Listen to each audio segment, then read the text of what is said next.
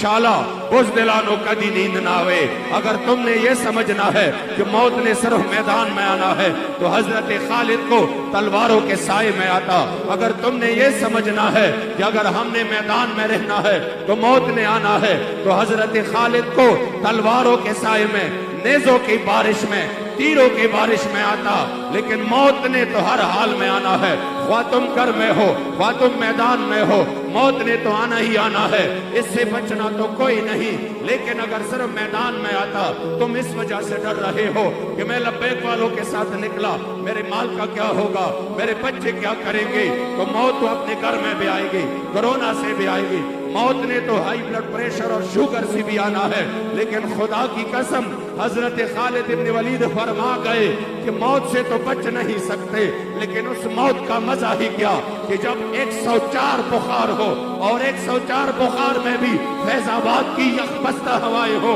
اور اوپر سے بارش برس رہی ہو، اور آپ کے صحت کے لیے وہ ماحول اور وہ ٹھنڈ ٹھیک بھی نہ ہو، تب بھی آپ حضور کے دین کے لیے میدان میں آئے، اور اس عزم کے ساتھ کہ یہ بیماری اس راستے میں رکاوٹ نہیں بن سکتی۔ خدا کی قسم اس موت کا پھر تو مزہ ہی جدا ہوگا کہ جب ناموس رسالت کا پہرا دے کر آپ چلے جائیں تو میرے مصطفی کریم آپ کو اپنے آغوش رحمت میں لے لیں۔